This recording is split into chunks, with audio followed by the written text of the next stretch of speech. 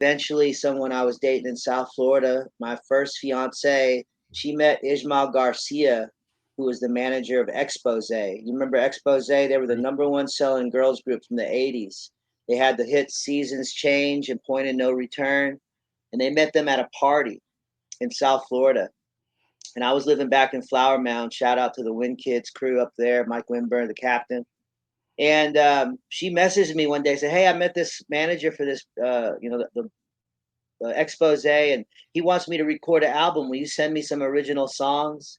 So I sent her 20 original songs in 2 weeks. 10 I'd written and 10 I wrote in the 2 week period.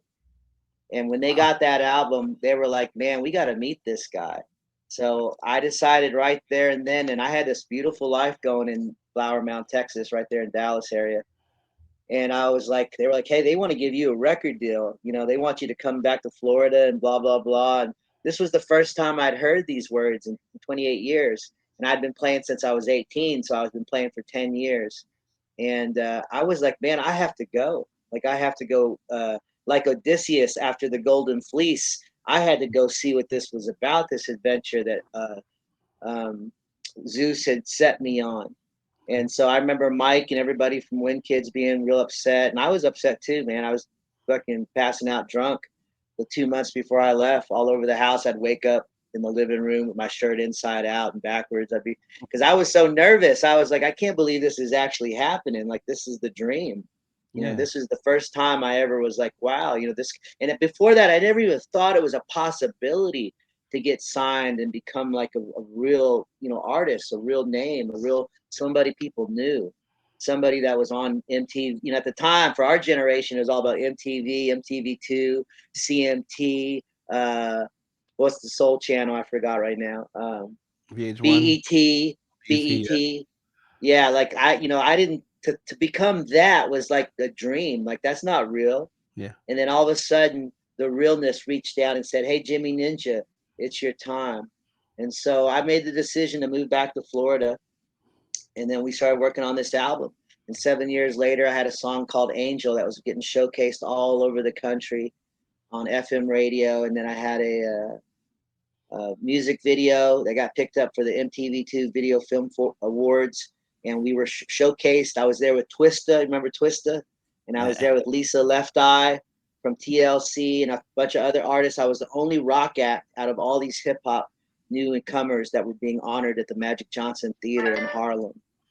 And I grew up in the hood. I don't know why my dad was this white boy from Germany. My stepdad who raised us, not Germany, he's German, but Hmm. his people were from Illinois.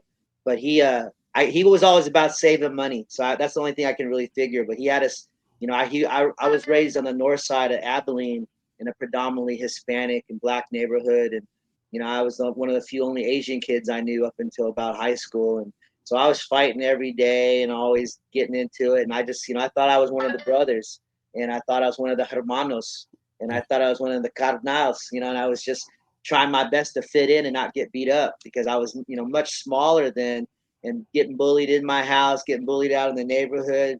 It's what turns you into a ninja cowboy. And so I just grew up fighting. And when I got into college and I saw that first Gracie in Action VHS tape, y'all remember that kid? Those little rectangular black boxes. We used to put them in the machine. Yeah. Yeah. But I saw this Gracie in Action tape about these little family from Brazil, and I'm watching all these little bitty guys choke out all these big giant bodybuilders and people twice their size. And I've been doing martial arts my whole life, but not like that. And this was in 1992, I believe, right at the beginning when it hit the country on a kind of a big level. It was here a little earlier than that, but it didn't really hit hard till like the Ultimate Fighting Championship came out, and then that's when it kind of blew up.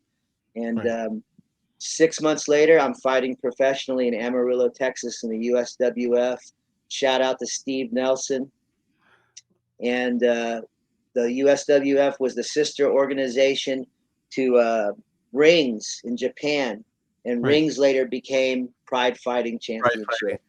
That's crazy. Like, so I was gonna ask you, like, how did you, how did you make this decision to get early on? Because I mean, obviously, people's first impression of MMA, if you don't come from a fighting, background is like, yo, these people are crazy. Like they're like, they're I getting was I was they're beating each crazy. other. Yeah. I So was crazy. I grew up in a lot of violence.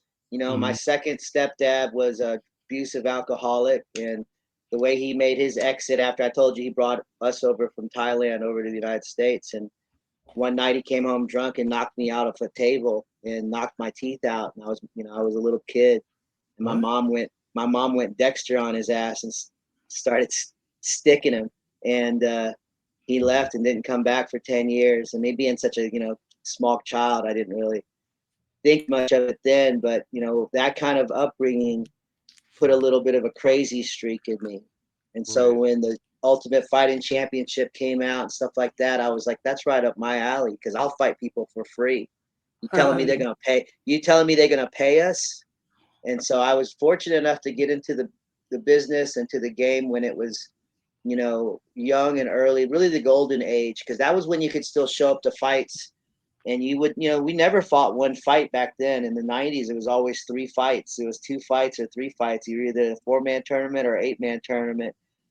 And you didn't know who you were fighting. You didn't know how much the guys would weigh. You didn't know what style they were. People were still coming in from different styles. There'd be like this group of taekwondo, hapkido guys. There'd be these street fighters. There'd be wrestlers, college wrestlers. There would be jujitsu and judo guys. There'd be boxers, kick. So it was so raw and crazy back then, and I loved it because that was kind of like, for me. I was a young Oh, man then. I was in my early real. 20s, so that was extreme sports for me. That wasn't, the that other extreme stuff. That I think that stuff's a lot scarier too.